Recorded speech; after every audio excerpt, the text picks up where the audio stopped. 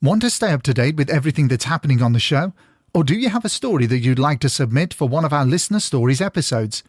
You can get in touch with the show via the website at www.hauntedukpodcast.com, on Instagram at hauntedukpodcast, on X at hauntedukpod, or you can email us at contactus@hauntedukpodcast.com. We're also on Facebook and TikTok. And if you want to support the show, you can do it via either Patreon or Ko-fi. Both platforms have exactly the same content, but work in slightly different ways. One of the advantages of Patreon is its sleek user interface, but if you want to avoid those pesky additional charges Apple, Google, and Patreon apply to your subscription, then why not give Ko-fi a try?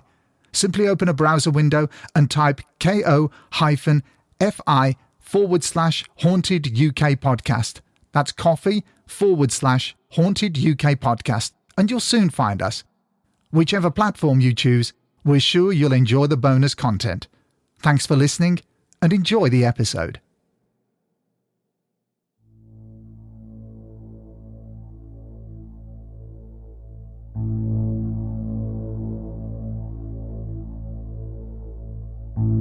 It all really kicked off a month into living there. 3 of the girls had gone home for the weekend and 3 of us stayed. On the Saturday night, we were all at home in the lounge. The lounge certainly wasn't an easy place to be. Dark, musty, oppressive. Even my dad felt a presence there when we first moved in, and not wanting to frighten me, he didn't tell me. So, there we were, relaxing, thinking about what we could watch, setting ourselves up for a Saturday night in, when suddenly we heard loud running footsteps above us, to the point where the ceiling was actually bouncing. We screamed, and all assumed a burglar had broken in as the front door was unlocked. The noises intensified, and we got more and more panicked and terrified. But after trying to call our boyfriends to come round and getting no answer, we decided to investigate ourselves. Slowly, we started walking up the stairs to find out what was going on. I remember shaking, and when we were halfway up, a loud bang at the top of the stairs sounded, and then a clattering of running footsteps towards us down the stairs. But we couldn't see anything.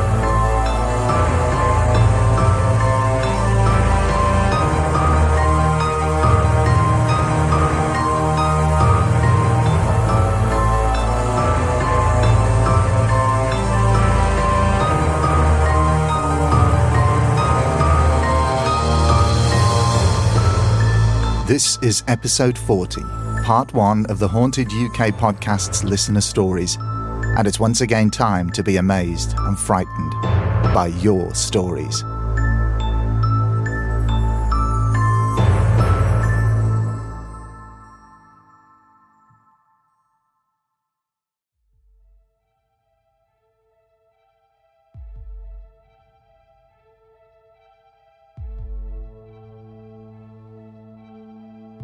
Well, we find ourselves here once again, at the end of another season, but also at the end of the regular episodes, which can only mean one thing.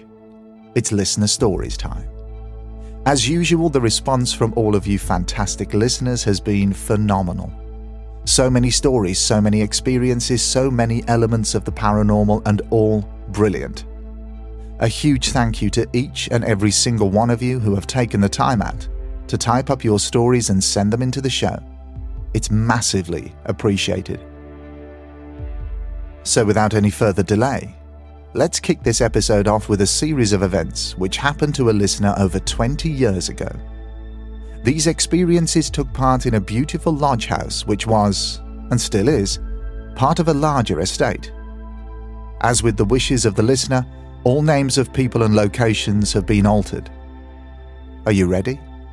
because this is Susie's story. Hi there. Love the podcast and really look forward to them as I work from home and can listen and work at the same time. Being an inquisitive Cornish maid, and with Cornwall having a deep mystical past, I've grown up intrigued by spooky stories, the Unexplained magazines, Arthur C. Clarke and Most Haunted programs.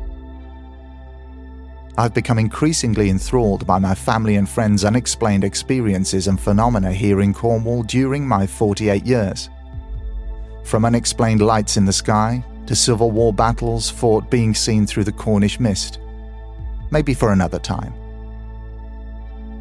For me personally, I would say that I'm an open-minded skeptic and would love for ghosts to actually exist in whatever form.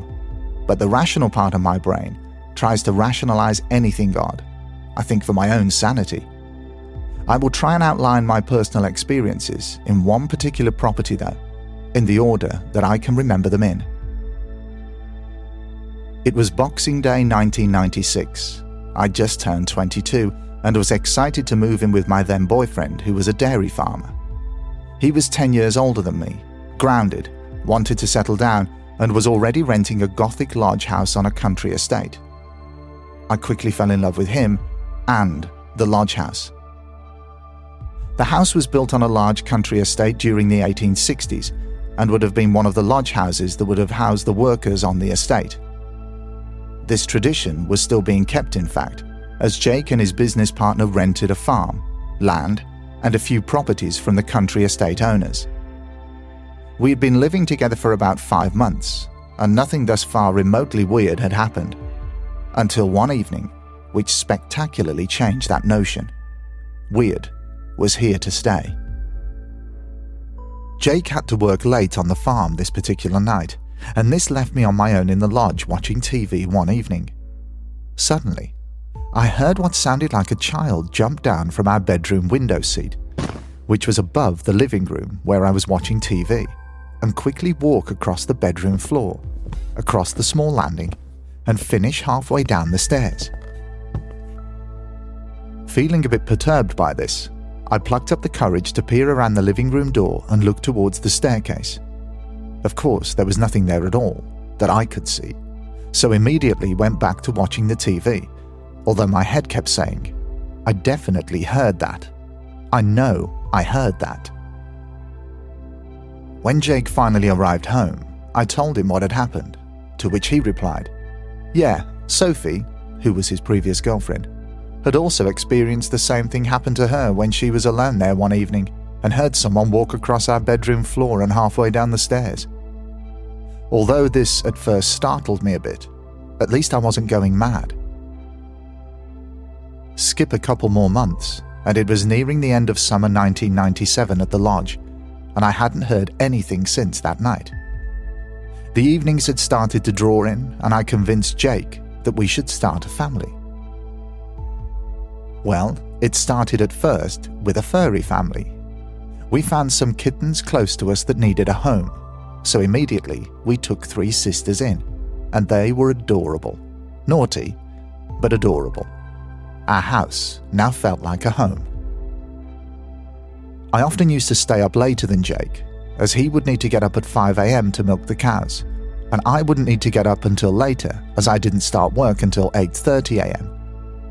Back in those days, I worked as a buying assistant for a local engineering company, and being a busy new kitten mum and working, I needed some downtime. This usually involved me watching TV until very late in the evenings. One evening, must have been November-December time, the kittens were playing like they did back then on the back of the sofa behind me. Suddenly, all 3 of them stopped playing. Their fur went completely rigid and stood up on end, and they all, one by one, started to stare up at the stairs. Now at first, I thought they may have heard Jake shuffling in his sleep and got a bit spooked. But what happened next was to be my most frightening experience in that lodge house. The electric completely cut out. There were no thunderstorms that night or strong winds that I can remember. Everywhere was in darkness. You literally could not see your hands in front of your face. It was that pitch black. No streetlights outside, as we were in the country, just a void of darkness. I had no idea where the cats had disappeared to, but I knew I had to move. Somewhere. Anywhere. Just out of that room. All I remember is feeling my heart pumping in my chest, but also hearing it thumping in my head. I remember fumbling my way to the stair banister, on one hand thinking, oh crap, I might actually encounter something on these stairs, but on the other hand thinking that sanctuary was awaiting me in the form of our bedroom and Jake. Not that he had a clue of what was going on, mind you, as he was fast asleep. Scrambling and feeling my way up the stairs, I eventually made it to the bedroom and to my haven, pulling the duvet tightly over my eyes. I must have eventually gone to sleep, as when I woke, it was morning again.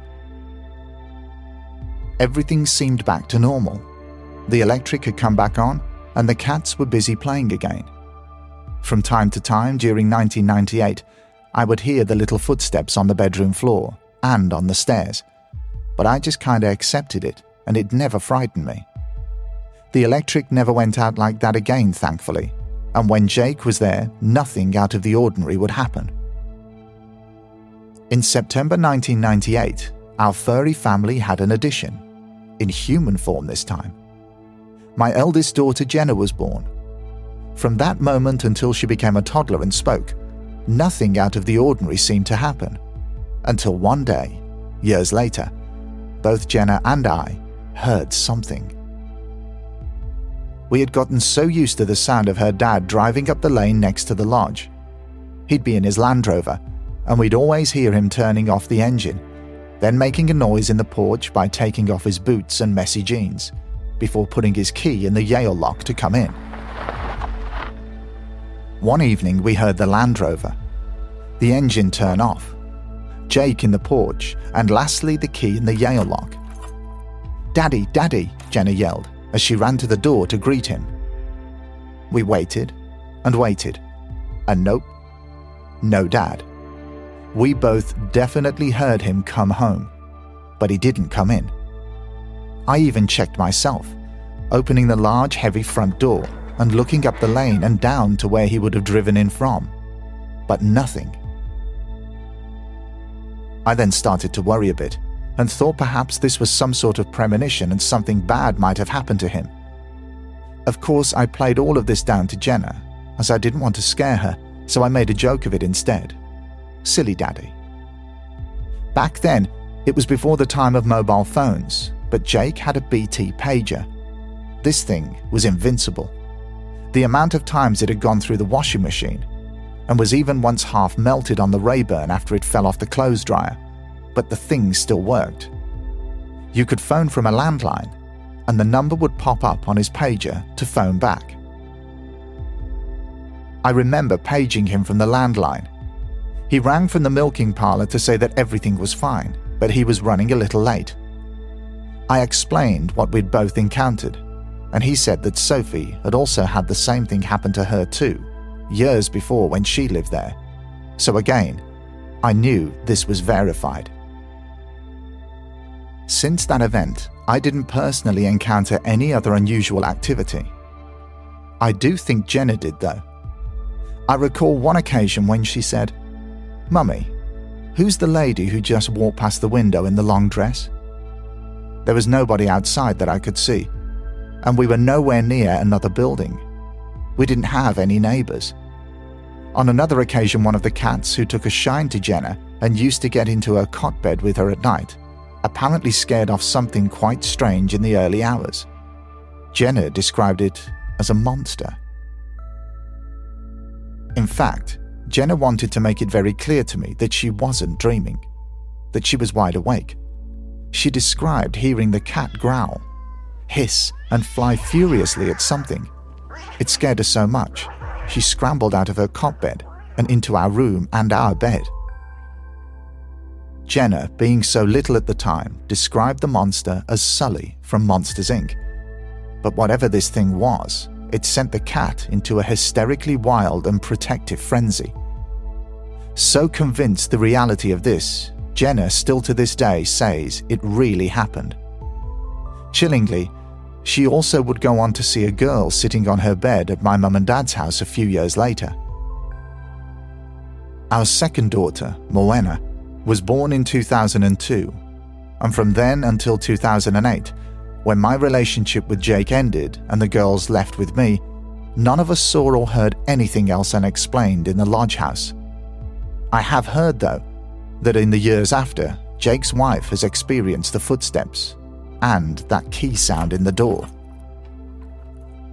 I have always said I would go back and haunt that house myself when I leave this world. It was a lovely cottage in the woods, and even though it had unexplained phenomena, there wasn't a bad feeling there at all. And my girls spent their very early years with the freedom of the countryside and woods to play in. A happy, haunted haven it certainly was. Best regards, Susie. This next story comes from a listener who wished to remain anonymous and describes a conversation he had with his mother-in-law about the strange goings-on at an RAF base. I really love stories like this, and I'm hoping to research this a lot further and maybe bring it into Season 5 as a dedicated episode. We'll see how it goes, but for now, here's the story. Hi Steve, thought you might be interested in this one that I came across recently. Whilst watching Ghostbusters over the Christmas break, I happened to ask my mother-in-law Jen if she believed in any of that paranormal stuff. However, I was mildly surprised when she said that she did. She then continued to tell me about a so-called beast at a local RAF base. My mother-in-law actually grew up in the village next to the base and said that when she was younger, she would play in the fields around the base perimeter. There was a particular set of woods which neither she nor her friends would dare enter. She didn't go into too much detail about why, just that it always felt like they shouldn't. She also retold a brief story shared by one of her friends, Tessa, who once worked at the base many years ago. She said that mysterious scratch marks had been found on military hardware, and these marks didn't look man-made. Other personnel also reported seeing, to their horror, these impressions actually being made by an unseen creature or being. It was a strange conversation, to be honest, kind of surreal, but I had no reason to believe that this was fabricated in any way. After doing a little research on this topic, I was intrigued to come across many references to this monster. I must admit that until recently, I'd not heard these stories.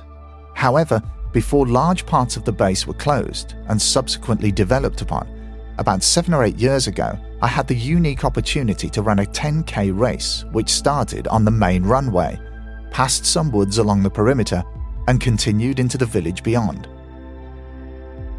I remember that I got an odd feeling when passing the wooded area, almost like something or someone was watching us. I didn't think about it too much at the time, but the story my mother-in-law told helped me recall this, and after looking on a generic map, I believe it could well be the same woods. Keep up the great work, Steve. Best podcast I've ever come across. All the best. Our next story comes from Claire, and this tale feels like it could have been lifted from the pages of a horror novel. Multiple witnesses encountering a very dark, ominous, and evil presence in an innocent-looking house, where a time at university, which should have been happy and adventurous, turned into a living nightmare. My story starts in Nottingham, 2003. It was my second year at university, and my friends and I, 5 girls, all aged between 18 and 19, were really excited to go into our second year at uni and move into a house that we'd found and loved. It's actually a period of time where I still feel a sense of unease and dread when I think about it. My mental health was massively impacted whilst I lived there, so I feel I should tell my story. It's so bizarre and unsettling, I thought it was worth sharing. During the summer holidays before term started, we decided that we wanted a night out in Nottingham, so we drove up and stayed for the first time in the house. A semi-detached place which looked from the outside like it possibly had had an additional house attached to the other side at one point, but it was no longer there, like something was missing from it. Something odd about it. The landlord bragged that he had bought the house dirt cheap and renovated it for a uni house. It was really lovely. Or so it seemed. One blisteringly hot summer afternoon, my sister started to get a migraine, so decided to go back to the house to rest. Getting into bed, closing her eyes, she heard the door bang, quickly followed by a man's voice calling upstairs. Hello? Assuming it was the landlord, she went down to check. There was nobody there. When she told us, we thought this was strange but carried on with our evening's plans. And so, the paranormal activity had begun. In September, myself and the other 5 girls all moved in. I was in an attic room, and a friend was also in the second attic bedroom on the same floor.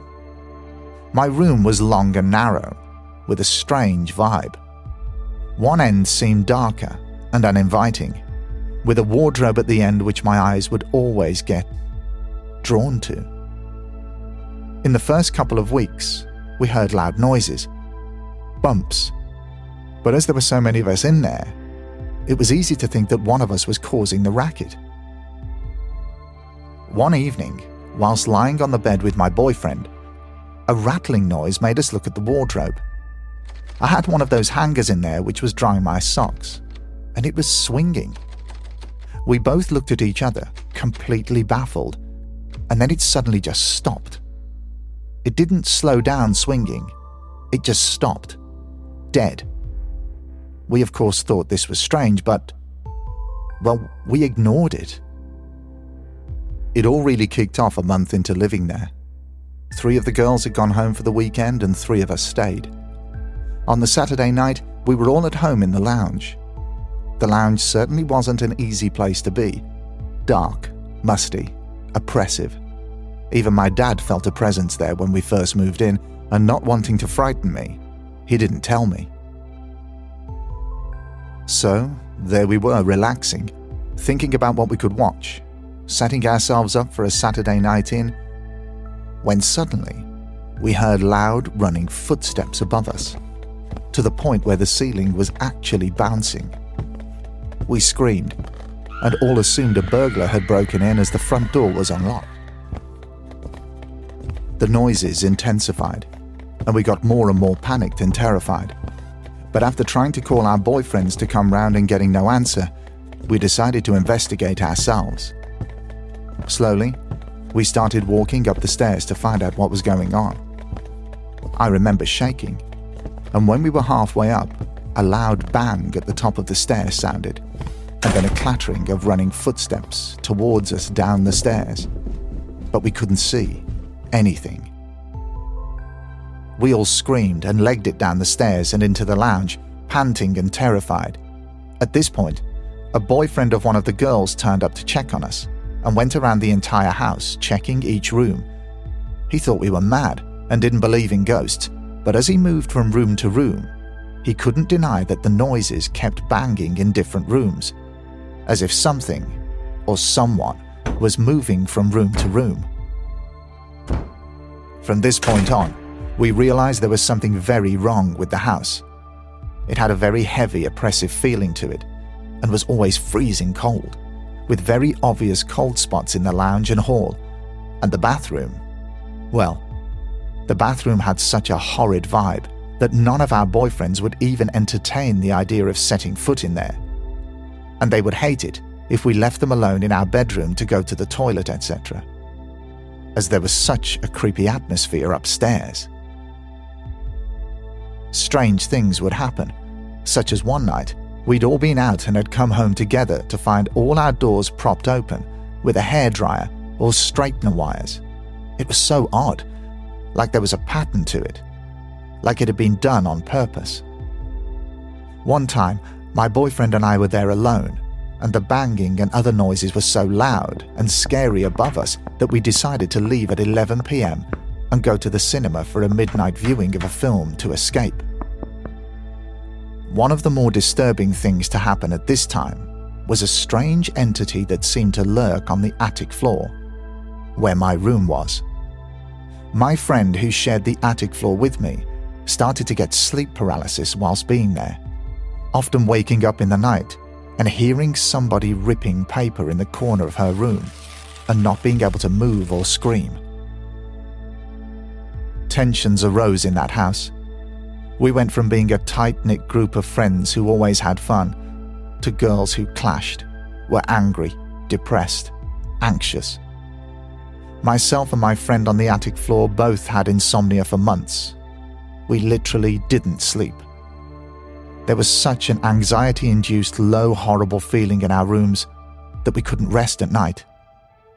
I would hear human sighs and breathing in my ear, and if I closed my eyes, I'd feel like someone was stood there. I would go for weeks without any real sleep at all. I started to get depressed, something I had never suffered with before or since. I couldn't shake this low, dark feeling. The house was causing it, but at the same time, it would draw me back. I wouldn't want to go to lectures and would instead come home for lunch. We'd often hear dragging chairs and tables in the kitchen, but would go in and find that nothing had moved. One day, me and a friend were the only girls at home, and we were getting ready for a shopping trip. She slept in the bedroom below mine. Whilst I was getting ready, I could hear her dragging furniture around, and it was so loud that I wondered what the hell she was doing, as she was a very slim girl, and I couldn't see how she'd be able to move any furniture alone. Once ready, I walked downstairs to her room. As she turned around, the first thing she said was, "Why on earth were you moving furniture around? We've lived here for months." I went pale, swallowed and replied, "No, you were moving your furniture, weren't you?" She shook her head. We both just stared at each other in shock. Nothing had moved in either of our rooms. After an entire miserable uni year of living there and constant activity, we finally decided we would get a new house for our third year, as we couldn't stay any longer. On the day I was packing up my room to leave, my mum and dad came to help. Mum offered to pack up my room while I took my dad to the new house with some boxes. When we returned an hour later, my mum was washing up in the kitchen, with all the doors and the windows wide open, and she was very, very quiet. Nothing had been packed up in my room at all. I crossly asked her why she hadn't done anything, and she replied that she had got distracted cleaning. I thought this was very strange. In the car home, she turned to me and apologized for not packing up my room. She said that as she climbed the stairs and got to the middle floor, she heard somebody ripping paper in my friend's empty room. She became so frightened that she ran back downstairs. I immediately went to say that she must have just got freaked out after I had told her my friend often heard that noise in her room at night. My mum looked totally confused and replied, "You've never told me that before. I thought I was being silly. Has it actually happened before?" It confirmed to me that there had to have been something dark in there. The depression I had been battling in silence for 6 months suddenly vanished a few days into being back at home with my parents. I got a job, started to sleep again, and felt my old self. It was only when we went back to uni and moved into a new house that we all talked about just how strange the old house was, and how it had impacted us all hugely mentally. We only realized just how much once we had moved home for the summer. Living in that house opened up my sixth sense, and from that point onwards, I would know immediately if a room, house, or place had a spirit or strange vibe. I've had countless spiritual experiences since, but nothing as dark and oppressive as that house. And thank goodness. Claire. I was absolutely fascinated after reading this story, and as with every person who submits a story to the show, I emailed Claire to thank her, but to also ask, had there been any other witnesses or experiences that she could think of? And she didn't disappoint. Claire continues. I'm glad that the story was interesting. So, to add to it, I can say that my mum stayed over one weekend and was so scared sleeping on my floor in my dreaded bedroom that she ended up getting into my single bed with me. She said she kept seeing a dark shape at the end of the room with the wardrobe. We also contacted a psychic medium who did a reading of the house from looking at a map, and it was quite crazy what he actually picked up. He said that he felt something had happened in the bathroom, a room that even our boyfriends wouldn't use at night. He also said he was picking up something about electrical wires and a suicide, which seemed to link into the incident when all our doors were being propped open one night when we were out. Various friends would say when they walked through the hall on the second floor that it was icy, and nobody liked that house. The vibe was just off. The more time you spent there, the more it seeped in, and I've said on a number of occasions that you could pay me a lump sum of money and I would still never ever sleep there again. I don't think I'd even want to step foot in there, to be honest. I remember one night when I was supposed to stay with a friend in Liverpool that weekend, but instead I ended up staying there when everyone else had gone home for the end of term. My boyfriend was supposed to be staying over there with me, but got stuck at work and couldn't make it. I was honestly terrified.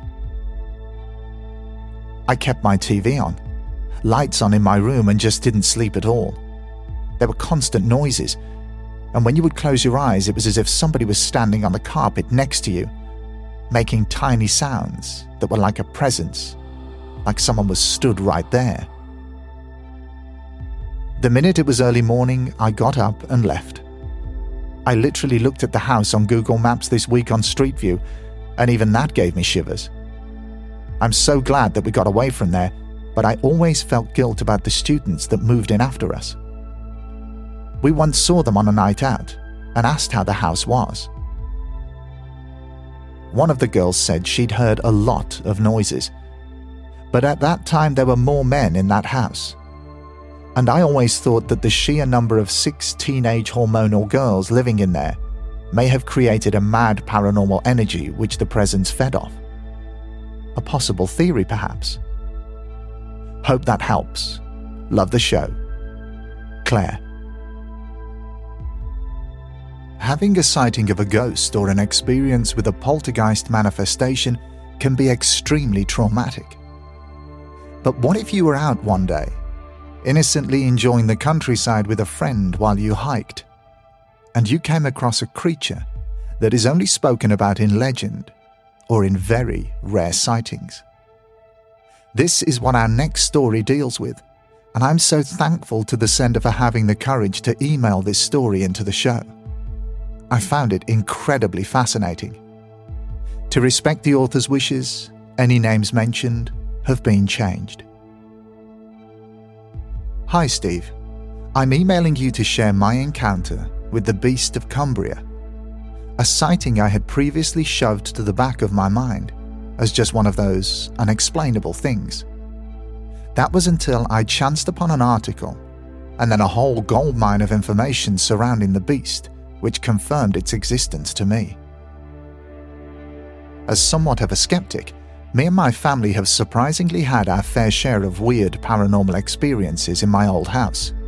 Oppressive atmospheres, phantom footsteps, swinging lights, and a creepy, possibly possessed wooden figurine.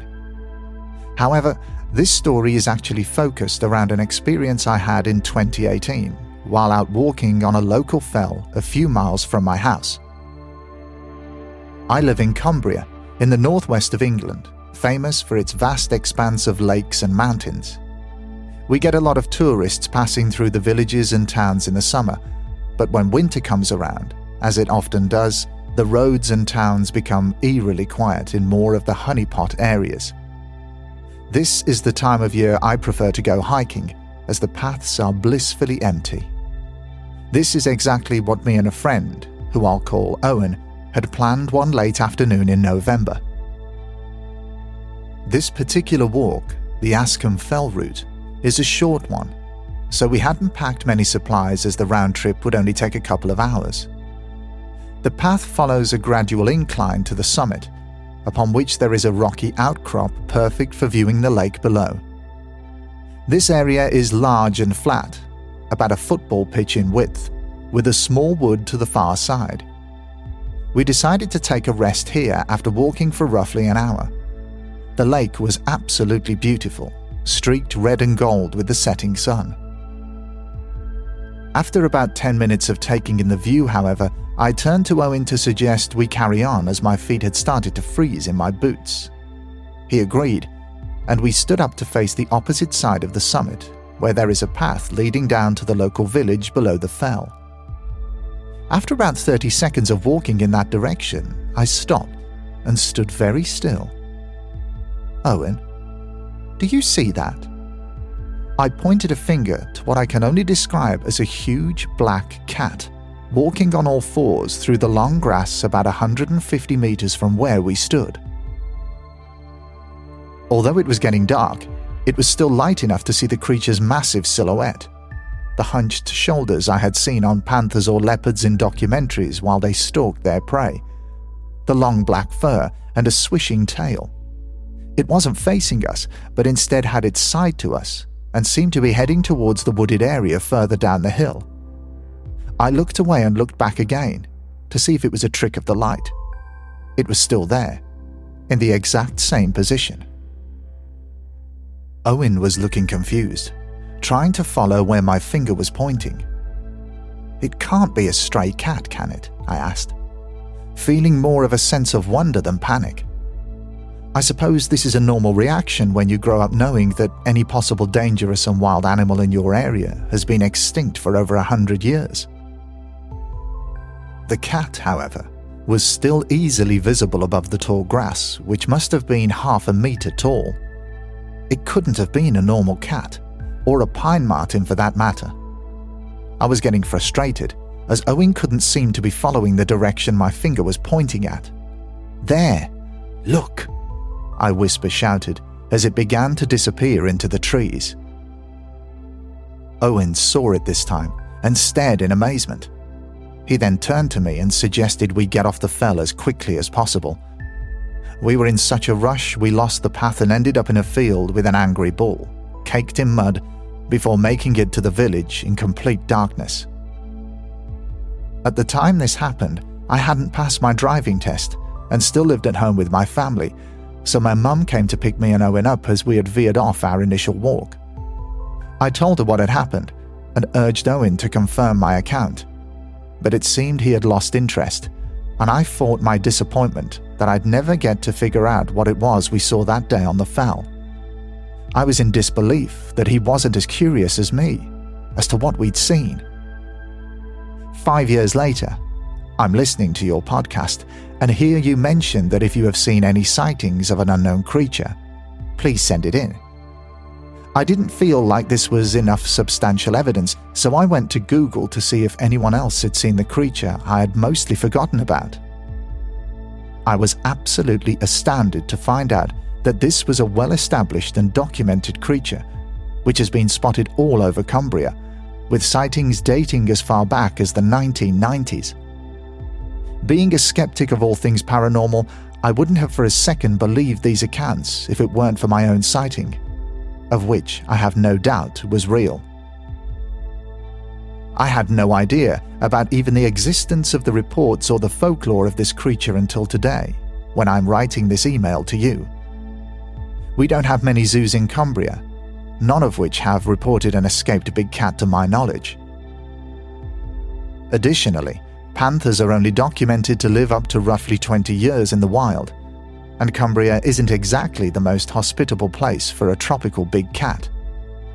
There is, however, the theory that these are illegal pets released into the wild, though if this were the case, there would likely be more reported attacks on humans and animals in the area. Me and my mum are both loving your podcast. Keep up the amazing work. I'm always looking for the opinions of witnesses from both sides of the fence, skeptic and believer. And the following story comes from Anthony, who wanted to share his terrifying experiences regarding something that could harbour explanations for many paranormal incidents: sleep paralysis. Sleep paralysis and sleep deprivation can have dramatic effects on not just the human body, but also the human mind. We can become intolerable, angry, forgetful, and we can even have extremely real-looking hallucinations. It's incredibly interesting to hear from somebody who actually suffers from sleep paralysis. I can't thank Anthony enough for detailing a couple of his experiences with this very disturbing condition. This is Anthony's chilling experience. In a previous episode, you mentioned wanting to hear stories about sleep paralysis, and this is something that has happened to me a couple of times and is utterly terrifying. The first event was a few months after my boyfriend and I moved into our first flat together. It was a new build, which had a fair number of teething problems, but it was nice when we first moved there. As the building was brand new, it was barely occupied, and we were given the choice of around a dozen empty flats in the building. Naturally, we chose the largest one, as they were all the same rental price. Later, the building got pretty noisy as it filled with tenants, but for the first 6 months or so, the building was eerily quiet, and you rarely saw or heard any neighbours despite the paper-thin walls. One morning, I remember walking. Sunlight had filled the room, but I had a sense of impending dread. I opened my eyes and was facing towards the bedroom door. It was then that I began to hear movement in the hallway on the other side. It sounded like a couple of people were inside the hallway, and they were moving towards our bedroom door. My stomach sank when I heard two voices begin to talk. They were two men, and they were talking and hushing each other, and began to talk about their plan to burst into our bedroom and what they would do to us. I can't remember the details, but it amounted to them brutally murdering us. All this time, my eyes were fixated on the door, but I couldn't move. My head was fixed in place and my breathing was shallow and panicked. I tried to move, but it was as if I was weighted down. I could hear the voices getting closer, and they were preparing to open the door. I couldn't move. I was completely paralyzed and utterly terrified. Just as I heard them reach for the handle, something switched, and I could suddenly move again. I gasped and sat upright in bed and woke my partner, but I didn't make a lot of sense. It was silent in the hallway now, and I took a breath, got out of bed, and went to the door. I opened it, and there was nothing there. The voices were gone, the hallway was empty, the door was locked and bolted. This was probably one of the most frightening experiences I've ever had. It did, however, happen again, this time after we had moved into our own house, a Victorian terraced house. Again, it happened in the morning, and I heard the voices again, and they were on the other side of our bedroom door. This time, when I regained control, I quickly opened the door, to find nothing once again. I can understand how people can believe in ghosts or spirits after experiencing something like this, because it's a truly horrifying experience. I'd already heard of sleep paralysis before these experiences, and what I experienced appears to be a textbook example, including the auditory hallucinations. Although it was incredibly scary, there was nothing paranormal about it. The human mind is capable of generating some truly terrifying hallucinations without the need of any external input. I hope my story may help others understand that what has happened to them may not be anything supernatural, but more something from within, though I don't know if that makes it any less scary. Thanks, Anthony. Next up is a listener who has kindly sent in some of her experiences whilst working at one of the most well-known places in the world, Kensington Palace in London. This location has been home to many members of the royal family, including Queen Elizabeth II's sister, Princess Margaret, but most famously, Princess Diana. Because of the importance of the palace, its security and the people still working there who were involved in these stories, all names and other sensitive information has been either altered or left out entirely by the request of the listener. Kensington Palace began life as Nottingham House in 1605. It was then nestled in what was known as Kensington Village, a far cry from the bustling area of West London it is today. It was considered an area of clean air, with lush green space all around. It was this idyllic and more relaxed setting that attracted Queen Mary II and her husband and co-monarch William III to purchase Nottingham House in 1689. William suffered greatly with asthma, and it was considered a far better location for them to make their home. Sir Christopher Wren was instructed to begin work on plans to make the house more palatial, and Kensington Palace was born. They lived and ruled from there until Queen Mary's death from smallpox in 1694. After a riding accident and subsequent pneumonia, William passed away in 1702. Queen Anne began the subsequent succession of monarchs that called Kensington Palace home. Anne, George I and George II all put their mark upon it, with various structural adjustments and grand decorations. When George III began his reign, he announced his displeasure at having Kensington Palace as his main residence and stated his intention to relocate. The plans for Buckingham Palace were drawn up, and that became the main residence of the monarch. A succession of minor royals had apartments in the palace until 1837, when a young Princess Victoria was awoken in her chamber to the news that her uncle, King William IV, had died, and she was now queen. And then she herself relocated to Buckingham Palace. I started work at Kensington in the summer of 2007. It wasn't quite as polished as it is now and hadn't been renovated for quite some time. Compared to its sister sites of Hampton Court and the Tower of London, it seemed somewhat forgotten despite its beauty and the stories it had to tell. As a huge fan of Victoriana, I was bowled over to be spending my days in the very rooms that birthed that particular age.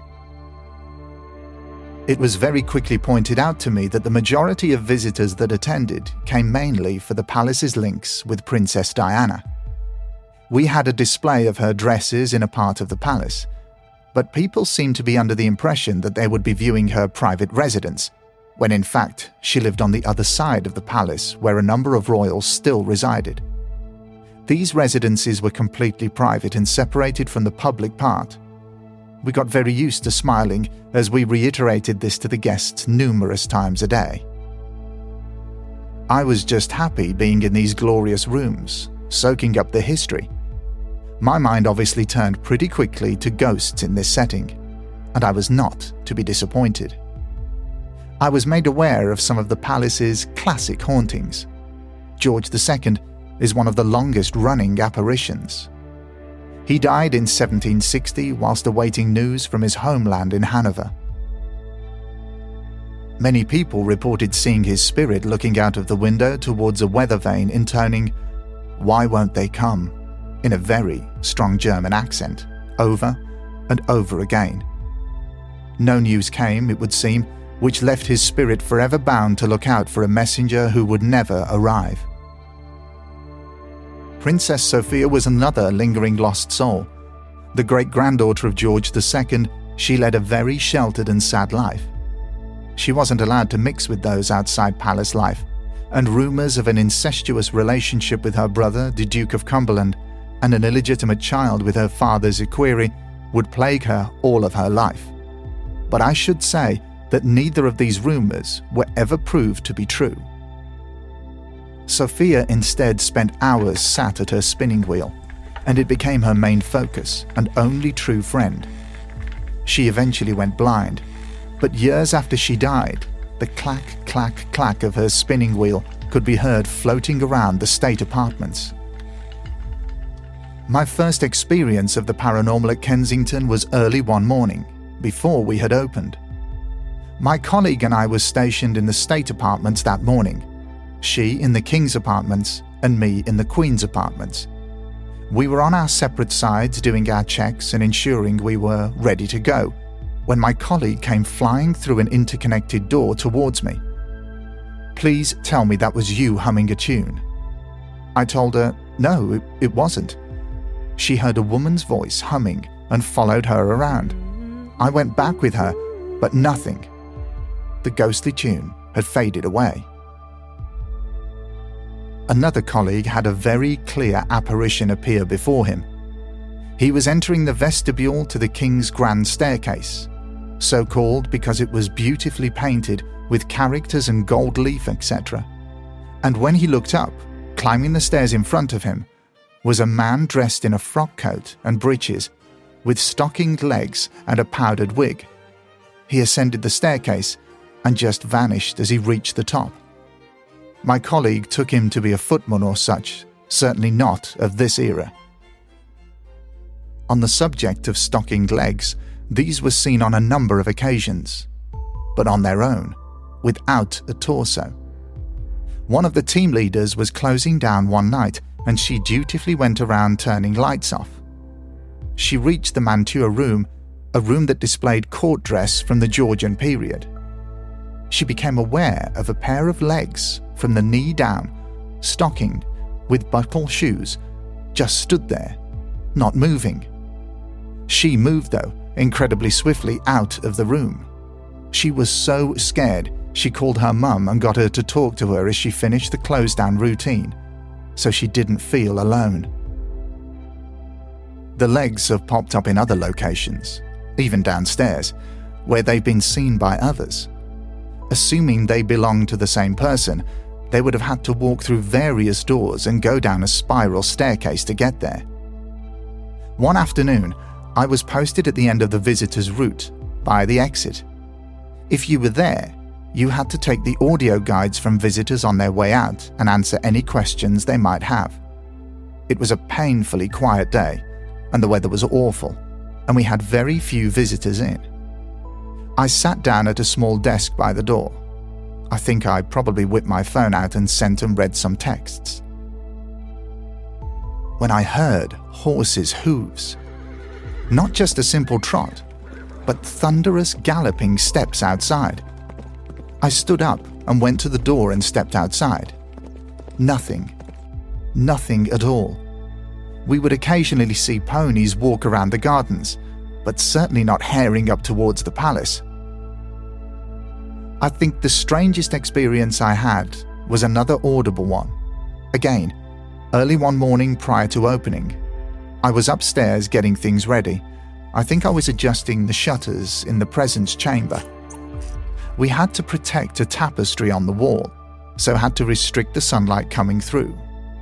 The top of the King's Grand Staircase was just next door, and I heard what I can only describe as a party of people coming up the stairs towards me. Oh, for God's sake, I thought, the ticket staff have let people in early. Still hearing what can best be described as utter jollity coming from the stairs. Lots of laughing and muttered yet loud conversation. I headed towards the staircase to see what was going on, but as I got there, all I found was an empty and very quiet staircase. This, I learned later, had happened to other colleagues of mine. It was assumed that it was the attendees of some long-forgotten party or ball.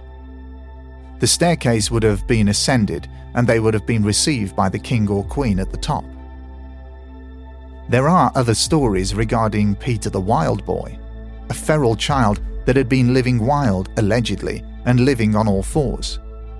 He was found on a hunting trip by George I in Hamelin, Germany in 1726, and brought back to London. Although the boy was painted into the mural on the Grand Staircase at Kensington, he spent most of his life and was buried in Hertfordshire, so I'm not sure if the story of his ghost in the palace has much merit, though the story itself is certainly fascinating. Other rumours about Mary II and her figure appearing in the state apartments appear online, though this is never a story I heard whilst working there, and none of my colleagues witnessed anything. A palace of huge differences From some of the biggest names in the monarchy to minor royals, from quite possibly the most famous woman ever, to her son and his family and their time there, though I think the Cambridges spend most of their time elsewhere now. Secrets, spirits, life and death. A hidden gem, really. I will also mention that one of my favourite things to do whilst working there was to take visitors on tours of apartment 1A, which was formerly Princess Margaret's home. Nothing ghostly in there, but there are some rather fantastic stories of a real character and some of the most glamorous 70s decor, which is fascinating. That apartment was handed over to the Cambridges, now Prince and Princess of Wales, so is no longer in the public domain. Thank you, and keep up the good work. Kind regards. Our next story was sent in by Geoff, and it's a truly remarkable tale of a sighting of a full-body apparition. Now, as we all know from many stories we've already covered on this podcast, sightings of this type of ghost are an extremely rare occurrence. But Geoff's story is even more special. Multiple witnesses saw the same apparition on a number of different occasions. Geoff writes, I was a young boy in the 70s. My parents unfortunately separated in 1976. A summer holiday had already been booked for the family prior to this, but under the circumstances, my dad didn't come when the time came to go. Instead, my nan, my mum's mother, came along. It was to a cottage on the coast of West Wales. The cottage, so we discovered, had long ago been a blacksmith's cottage with a forge alongside. The forge part of the building had been rebuilt into an extension of the original cottage. All in all, it was a pleasant enough accommodation, though quite isolated. The weather for most of the week we were there was awful. Low cloud and driving rain were the norm, so we didn't get out that much. As the weather closed in, the cottage became increasingly dingy. My bedroom was at the top of the stairs to the left of the landing. My mum and nan had the room to the right. One particularly dark afternoon, we were confined to the cottage due to the weather. I'd been building an Airfix model kit in my room and decided to go upstairs to do some more. As I got about 2/3 of the way up the stairs, to my surprise a man walked out of my bedroom, through the closed bedroom door. It happened so unexpectedly. I could hardly believe it had happened. And this really is burned into my memory like a photograph. He was in his 50s, with a lot of wavy silver hair and a grey stubbled chin. He had a ruddy complexion, quite heavily built. He looked purposeful, intent on whatever task he had at hand. He wore a grey or white collarless shirt, grey trousers, and a brown leather apron tied at the waist by a type of thick string. There was a pocket in the leather apron that looked like it had tools in it. He was as solid as anybody you'd encounter in the street. The only difference was that there was like a haze that followed him, as if the air shimmered for a few feet behind him. He walked slowly across the landing and into my mum's bedroom, also through the closed door. I wasn't frightened. I'd have expected to have been terrified, but I wasn't. I don't think he was even aware I was there. It was a strange moment in time. Puzzled and a little shocked, I went downstairs and told my mum and nan. They humoured me, of course, but generally put it down to childish imagination. But that wasn't the end of it. And put it this way, by the following morning, my mum completely believed me. According to her, late that evening after she'd gone to bed, the same man walked into her bedroom, through the closed bedroom door. He then walked across the room and out through the wall. And there was still more to come. During the middle of the week, the weather briefly improved, so we went out. When we got back, Mum and Nan went into the cottage ahead of me. I stayed outside for a few minutes, enjoying the rare sunshine. When I went inside, Mum and Nan were sitting in the kitchen, looking a little shaken. They told me that when they'd walked into the living room, there was an elderly man sitting in a chair by the rear window. Mum said that the elderly man was a much older version of the man that we had both seen in the cottage earlier in the week, perhaps some 20 years older. Mum felt strongly that there had been some sort of accident in the forge, and it was a long time since he'd been able to work, and that he died in that chair. Both Mum and Nan saw this, but only Mum had the feelings about the man. Both said that there had been a powerful scent of apple blossom in the room. It was late summer, so out of apple blossom season. Nothing else happened, as if that wasn't enough. Mum and Nan are now long deceased. We talked about this many times over their remaining years. I appreciate how rare it is to witness an actual ghost, and I feel hugely privileged to this day to have had this experience. I've had a few experiences over the years, but this was the only ghost that I can claim to have seen, other than on the morning that my Nan passed away. I'm sure that I saw her looking up at me from the foot of the stairs, but I can't be sure of what I saw. But I am 100% sure of what I encountered in that cottage in Wales back in the 1970s. Geoff. And that, I'm afraid, is where we're going to leave this episode. I think you'll all agree that these stories are all amazing and at times very, very unsettling and eerie. And if you have any thoughts, theories, or similar experiences to any of these stories, then we would love to hear from you. Let us know on Twitter at HauntedUKPod. Include the hashtag HauntedUKPodcast and we could start a conversation going. Alternatively, let us know on Instagram at HauntedUKPodcast. Drop us a message or even a voice note. We love hearing your stories and opinions. A massive thank you to everyone who kindly shared their experiences in this episode. It's hugely appreciated, and I'm tremendously grateful. Remember, this is only the first part of this season's listener stories, so there's plenty more to come. You'll all just have to be a little bit patient. In the meantime, be careful the next time you embark on a fell walking expedition. Or if you have an attic room and you hear something unusual, you're not sure, but you think it might be the sound of paper being ripped. Because the next person to feature in a listener's story could be you.